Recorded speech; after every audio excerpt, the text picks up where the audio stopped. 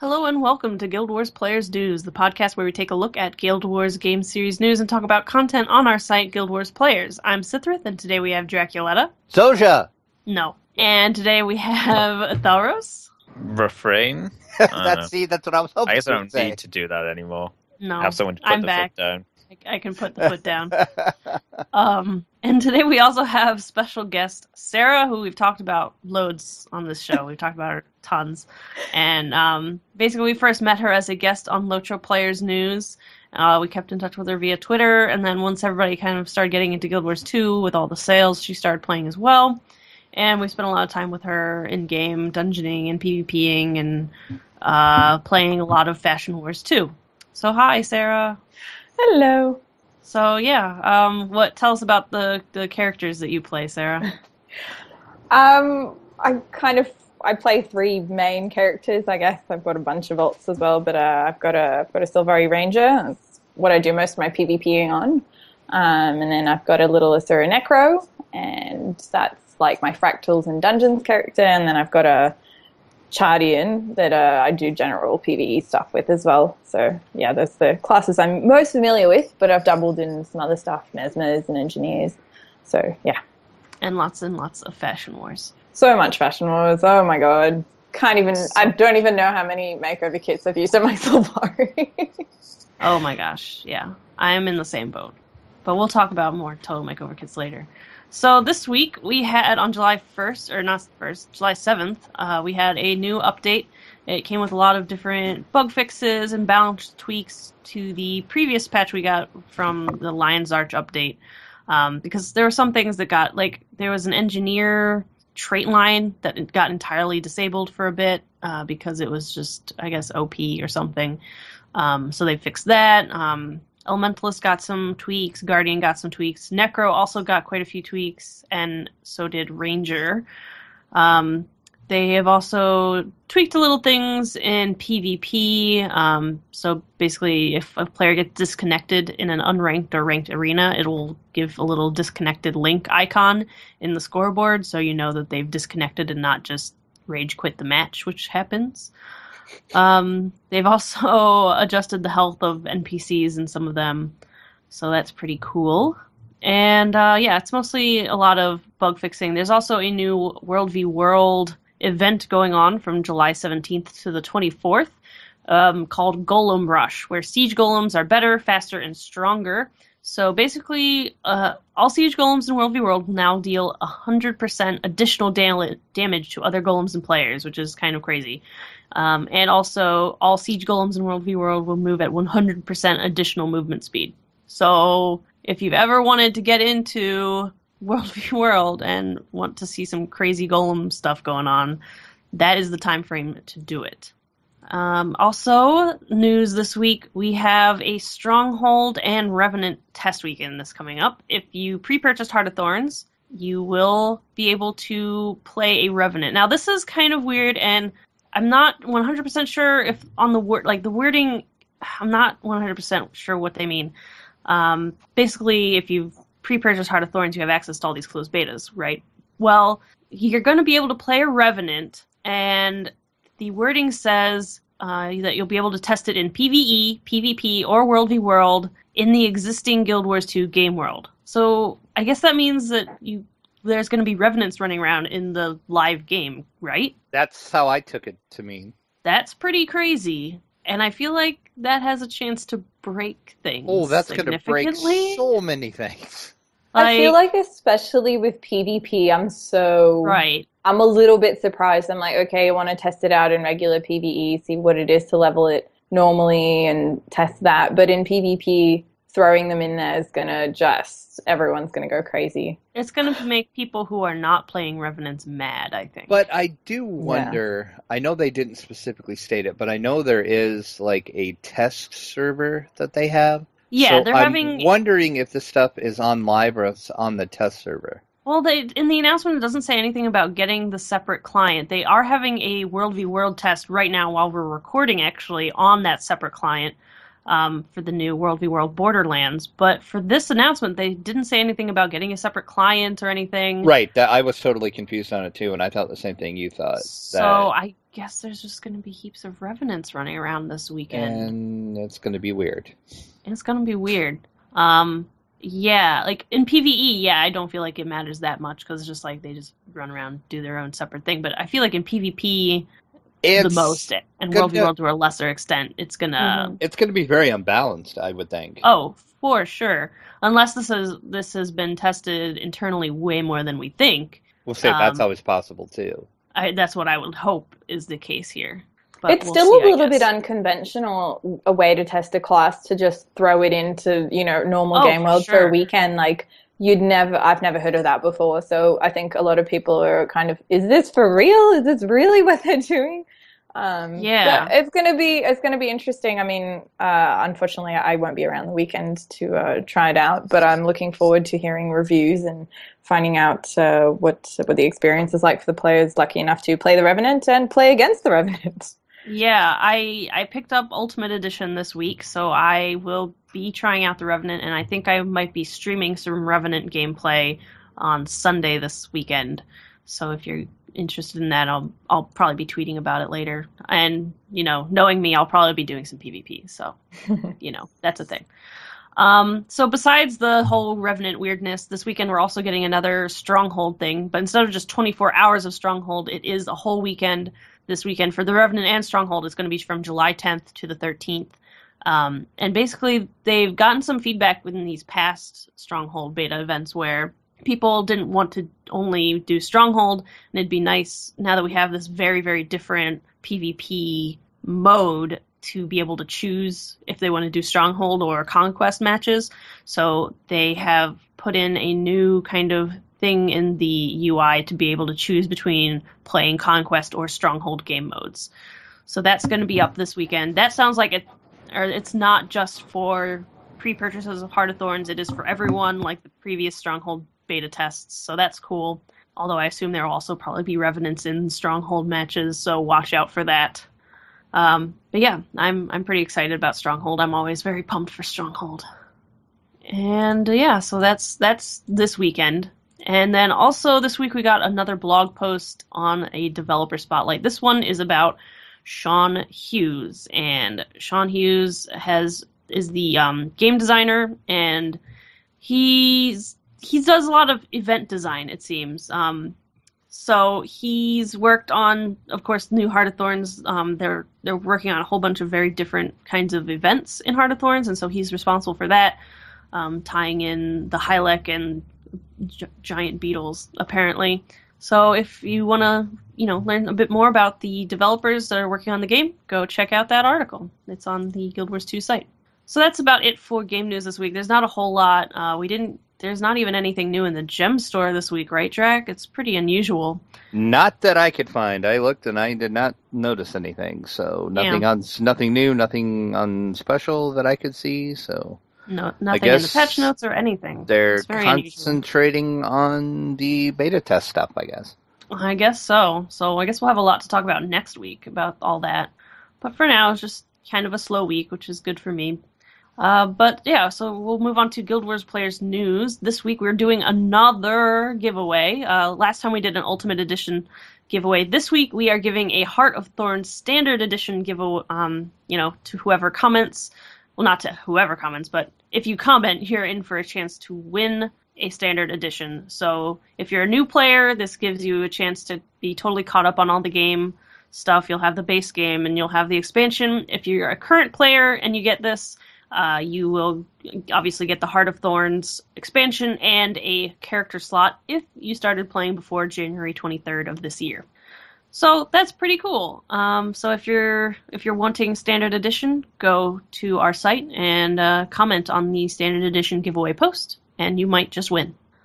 So, Drac, what is this week's Sounds of Tyria? It is, I'm going to say, probably the song that most people are familiar with from the Guild Wars 2 soundtrack, and it is Fear Not This Night. And this is the version with lyrics featuring the singer Asia, I guess is how you say her name. Asia, I was pronouncing it Asja, but I don't. Asia. It's ASJA, so insert however you want to say her name here. There's two versions of it in game. There's one version that is just instrumental that plays through a lot of the vistas. Specifically in the Grove. Yes, and then the version, of course, that I linked for the Sons of Tyria this week will play after you defeat Zaitan when you go back to Fort Trinity. Mm-hmm. This is the version that plays with the credits there. Playing and everything. Yeah. Yep. I really like the song. And I remember it. There's a lot of people that probably do not realize that this song is actually the Pale Tree. The Pale Tree is singing this to all the Sylvari. That's what I always figured. Which I know I was talking to a couple people about it after this post went up, and they had no idea that they never got the connection. But if you kind of listen to it and listen to the lyrics, you can kind of get, it's the Pale Tree. But I think it's probably my favorite song on the Guild Wars 2 soundtrack, and it might definitely be my favorite song off of all the soundtracks, I think. Wow. Maybe. Wow. It is definitely an amazing definitely song. Up there. Yes, and if you haven't had a play session where you just have this on repeat for ages, then you're not playing Guild Wars 2 right. Yeah, especially like when they play it at the end with the credits going, it's really effective. Yeah, it is. It's very much so. Yes. Yeah, and there's definitely a lot of really good videos on YouTube of people making little kind of in-game music videos with this song using different cutscenes and stuff. It is so good. I can't recommend it enough. Yep. And since I was still away most of this week, there is no video spotlight. I apologize, but such is life. But this week we do have a community outfit, and it's my character. It's my warrior, who I just got to level 80 this week thanks to Tomes of Knowledge. He is a Sylvari warrior named Kythran, and he actually used to look very different. He was very pale gray skin with like olive patterns and purple fern hair. And now he looks very, very different. Now he has the darkest possible skin with an orange glow and like reddish orange spiky hair. And he matches the Ambrite weapons. So he wields two Ambrite axes because they look cool. So yeah, go take a look at my warrior because he's very pretty. And we'll be back to regular other people's outfits next week. But since I was away, I just had to post something up real quick. So I did that. So, Sarah, what did you do this week in game? This week in game, I basically spent last couple days crafting. I finally figured out how making Maudry works. Nice. So that was good, and I worked on that, and then I realized I should have been charging my crystals instead of procrastinating on that like a derp. So I actually have to wait 10 more days in order to totally finish Maudry because I have everything else except for enough to make the final glow lamp. Yeah, and then I made a couple of pieces of ascended armor for my necro, which was pretty exciting because I never thought I'd work on ascended armor or crafting, and then I kind of said, oh, well, what the heck. And then I ran some dungeons with my guild. I'm in one of the biggest guilds in Guild Wars so yeah, it's always fun to do stuff with those guys. Cool. Yeah, and we certainly did a lot of Fashion Wars this week. Oh yeah, we did a today. lot of Fashion Wars. Yeah, we did Fashion Wars today. But you and I did a bit earlier on in the week as well, I think. Just kind of that's showing off characters. Yeah, showing off characters and talking that's always out. Fun. Yeah. And I thought Ross joined us for some Fashion Wars. Yeah, he did. Is that my cue? Yes, that's your cue. Oh, okay. Yeah. So yeah, I made my Chardian that I talked about making, I think, a couple of weeks ago. I finally made him. His name is Gar Grizzlemane, or Gar, because he is a pirate. Of course he is. He has the pirate hat with the plume and everything. Well, because the plume's the most important part. I got coerced into buying the pirate captain outfit from the gem store, And initially, I didn't like the hat very much, but You were after supported in your decision to buy the pirate. We weren't coerced into it. You weren't coerced. Like, and if that's coercion, that's like the weakest coercion I've ever done. I think all I said was, "Oh, I have the pirate outfit. Here, look," and I showed it to you, and then you were like, "Okay." That ain't how it played out. That was exactly how it played out. It was pretty accurate. Get it? Oh, look, here's what it looks like. Okay, I'm gonna get it. I deny you. Okay. Yeah, so after trying out the hat, I kind of got attached to it, so I'm using it now. I sort of dyed it kind of light bluish, and I'm quite happy with it. And so this character is dashing, whereas your necromancer is dapper. Mm-hmm. I don't know what the heck the Solari is. He's just sort of dead. He's just dead. It's a plant. Yeah, he's just dead. And in 10 words or less, describe the difference between dashing and dapper. Yes, please. Dashing is someone who goes on adventures. Dapper is just, I don't know, he knows how good he is. Oh, I think it's someone who sits around in a giant castle and summons the dead. Well, yeah. Fair enough. Okay. Yeah. Aside from that business, I carried on doing the Living World Season 2 that I did start last week. And I did finally complete that with the Mystery Cave fight and everything, which was very, very... Fun. Not really. But I will say that it was less bad than the time I did it on my Mesmer, where I was stuck there for about 2 hours, dying over and over and over again. Oh, God. Because someone abandoned me to it. I didn't mean to. I had a meeting I had to go to. You led me up to that thing. You're like, okay, I gotta go. Good luck. And then I just died forever. I'm sorry. When I came back, I offered to help you, but you were determined to do it on your own by that point. I think you actually did have to help me by the end of that. I couldn't do it on my own, on the Mesmer. Oh, yeah, maybe true. It was not fun. The Necro, on the other hand, was a lot easier. I'm not sure why. I think partly because he has more healing, and also the part of the fight where you can actually damage him. I only had to do that twice because I managed to get him to half health the first time, because Necros do damage. That's amazing. Yeah, them Death Shroud crits, though. They do so much damage to him. It's true. I did it in probably 45 minutes on my Ranger. Like, I kept dying, but the Ranger down skills, like, your pet keeps rezzing you. So I think that's the only way I managed to get it done. Lucky. I got downed about 2 or 3 times, and I just got lucky in that it was never in an area where the earthquake stuff was hitting me. So that wasn't too bad. There were some previous missions in that story that I found kind of less than enjoyable. There was one where you're... I guess I could put a spoiler warning here for people who haven't done this. Well, I feel like we've talked about it before. Yeah, just in case, if you want to not be spoiled, but there you go. This is for Season 2, Living World. The part where you are using the memory seeds, and you go to the Asura flashback where you're in there. I hate stealth missions in general. In this sort of MMO games, they tend not to be that great. For whatever reason, I couldn't get this one to work right. Because the way it kind of worked is, if you got caught, you had to fight everything that you had aggroed, and only then would you go back into stealth. But there was like at least a dozen mobs every time you got discovered, so you can't really win. At least I couldn't when I was playing Kate.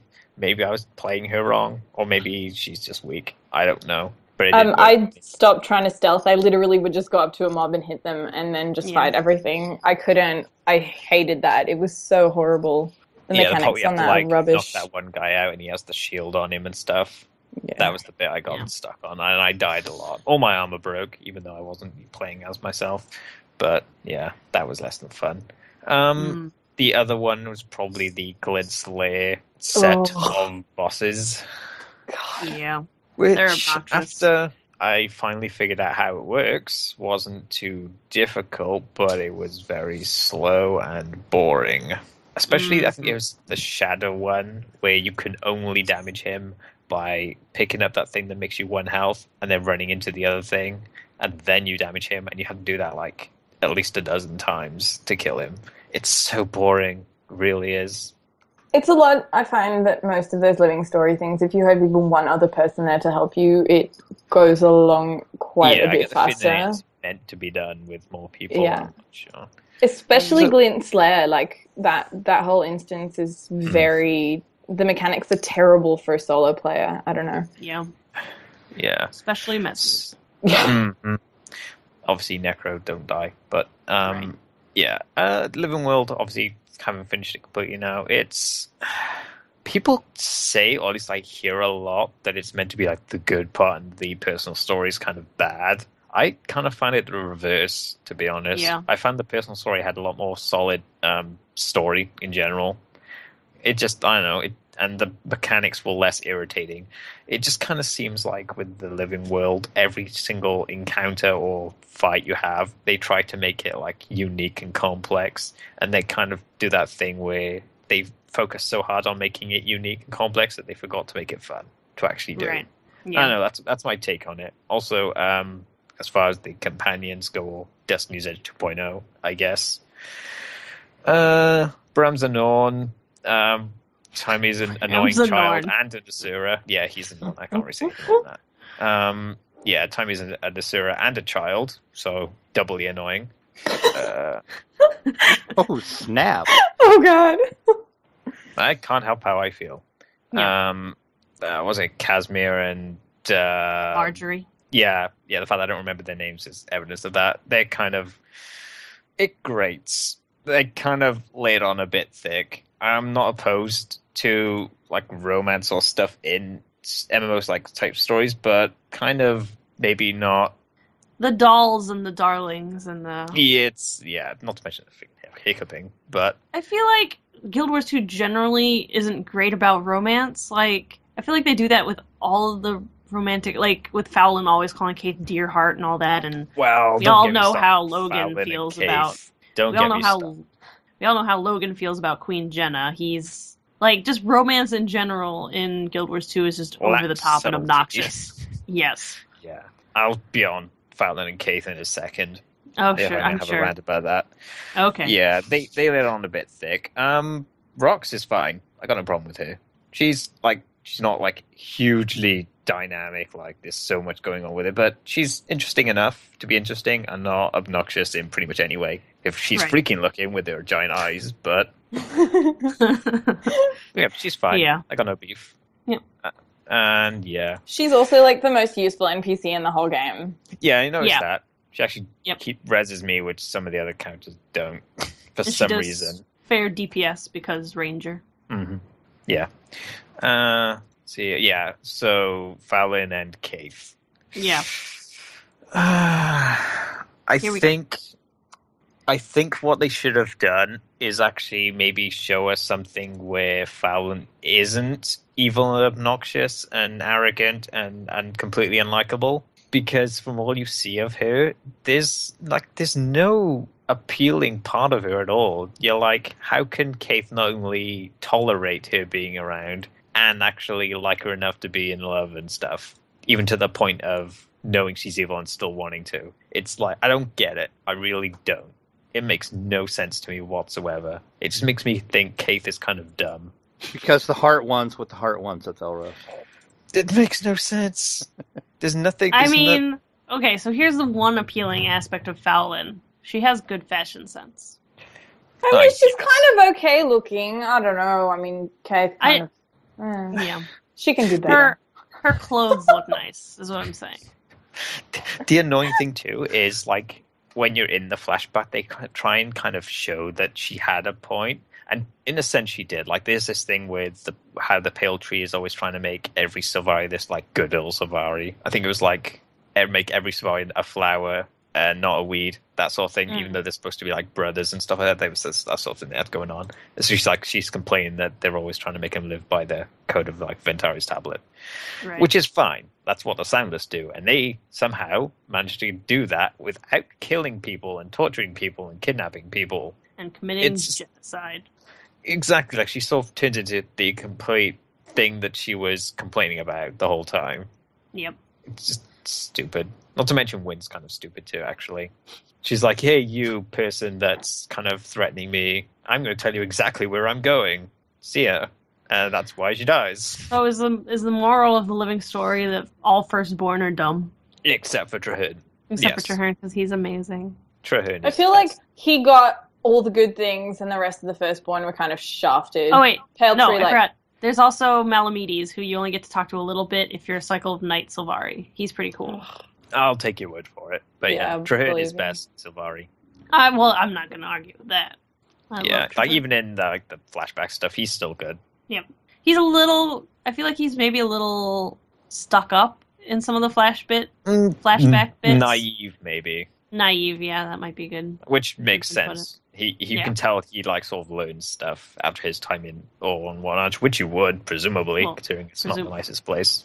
Mm. Yeah, so yeah, that was fun. Yeah, overall, like I just found the personal story more enjoyable in general. Yeah, I agree with that. So yeah, that's pretty much everything I did. Cool.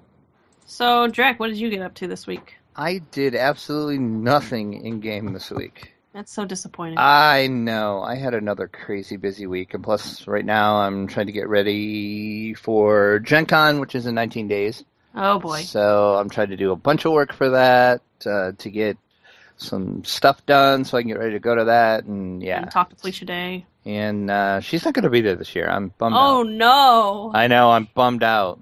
But Ah, in Felicia Day news, though, oh boy. my friend came over here and saw my guild poster hanging on the wall, which my autographed Felicia Day guild poster, just to put that out there. And he asked, what is that from? And I told him it's from this, well, it was a web series called The Guild, and he had never heard of it. So we sat down and watched my DVDs of it, and now he loves it. It's a pretty fun show, actually. is, I it watched is. it for the first time last week. Yeah, it's great, and it's like you can tell it's like quote unquote loosely based on World of Warcraft, Mm. but you can, if anybody has ever played any online game, you can see yourself, and you probably know people that are like the people that are on the guild. Yes. It's crazy at how, because I'm like, yeah, I had a person in the guild once that was like that, or I know somebody just like that. So yeah. So, highly recommend you watching The Guild if you haven't yet. Mm-hmm. So, what did you do this week? Not much, because like I said, I was away, but I've kind of tried to make up for it the past 2 days. I used Tomes of Knowledge that I got from some PvP to get my warrior to level 80, which wasn't that far. He was only like level 76 or something, so not that much. But yeah, he's 80 now, so I now have 6 level 80 characters. Awesome. What am I doing with my life?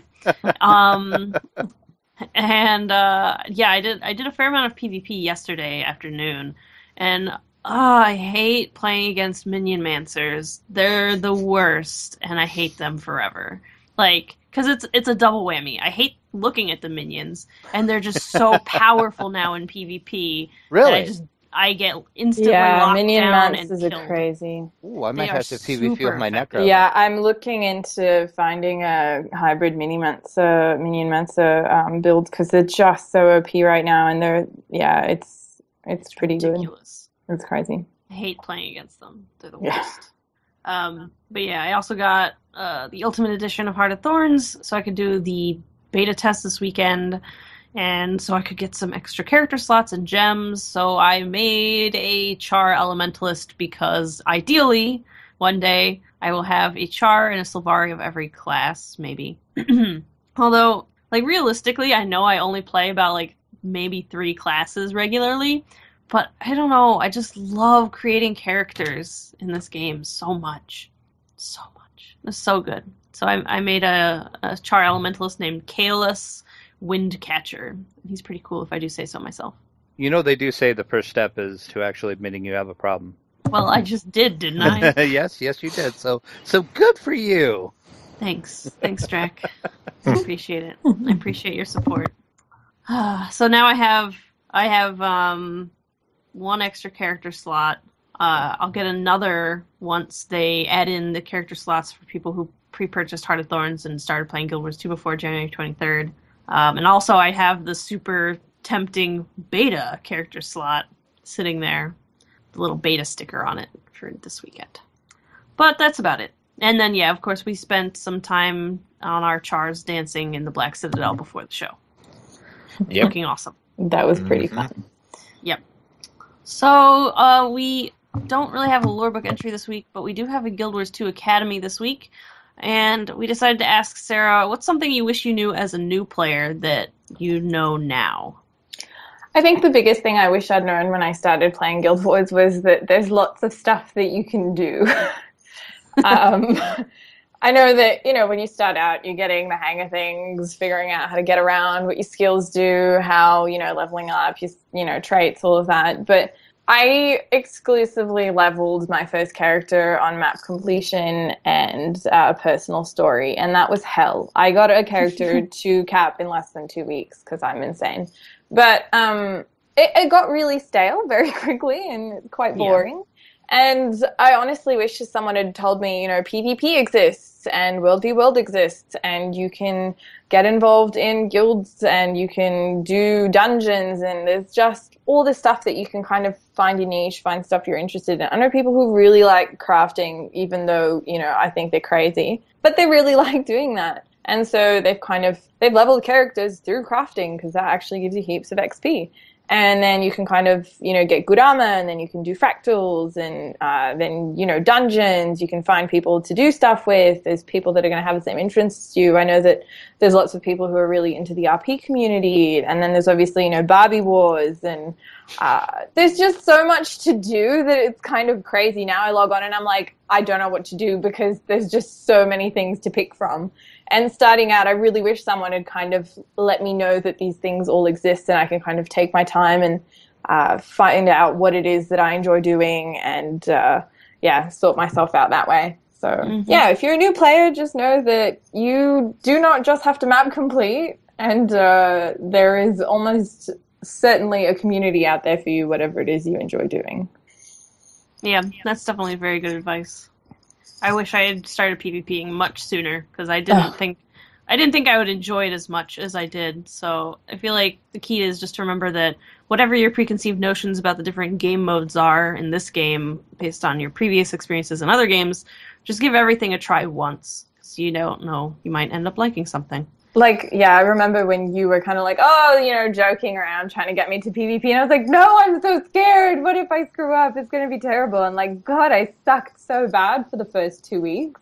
But yeah, then you kind of get really good and it's really fun. And I find that, skills that you do in PvP kind of make PvE a lot better because you get so familiar with your skills. You have to know what you're doing. Yeah. A lot of players that start out, because I've helped a couple of people get into PvP and seeing them kind of learn those skills and then apply them out in PvE is pretty exciting because they just get to be better players just from PvPing. So, it's fun. Plus, PvPing super addictive. Oh, yeah, for sure. It's always just one more match. Just one more match. Just one more match. Yeah. Yeah. So, if you're new, check everything out. We don't have any donations this week, but we would love to have your support. You can support our site and our podcast by going to our donation page on our site, and you can support the Players Alliance Network, which is the podcast and fan site network that we're a part of. And they have a Patreon, and if you donate to the Patreon, you can get a whole bunch of different rewards, like getting a mention on the show, or you can have a guest spot on the show for an episode. And if you would like to contact us, you can do so by emailing us at podcast@guildwarsplayers.com. You can send us questions, topics you want to ask us about, advice, or whatever. We also have a Tumblr. We have guildwarsplayers.tumblr.com. You can follow us. We post up the podcasts and stuff there. You can send us asks there. And, of course, we're all on Twitter. The Players Alliance Network is @PlayersAlly. The site is @GWPlayers. I'm at Sithryth. Drac is @Draculetta_72, and Athelros is @Athelros. Sarah is also on Twitter @Sarah, SAIRASMTH. That's her Twitter handle. It's easy for you to say. Yeah. And we're also in-game, and you can talk to us in-game. You can find me at Sithryth.6741. Drac is Draculetta.7410. And Athelros is Athelros.3164. And Sarah is Sarah, which is SAIRA.6958. Should get an easy name. Yeah, well, I mean, I don't know if I've actually ever spelled out Sithryth on the show or not, but it's CITHRYTH. It's not what it sounds like. Look at you, Brax. Yeah, people can't spell my name. ever. But the Players Alliance does have a whole bunch of live shows besides ours. On Mondays at 8:30 p.m. Eastern is DDO Players News. Thursdays at 6:30 p.m. Eastern is our show. And Saturdays at 8:30 p.m. Eastern is Lotro Players News. You can get to all of these live shows by going to guildwarsplayers.com/live. There's a link there to the live chat room. You can go chat to people while they're recording the podcast live and have a whole bunch of fun. So this is Sithrith saying thank you for listening and reminding you to look before you leap.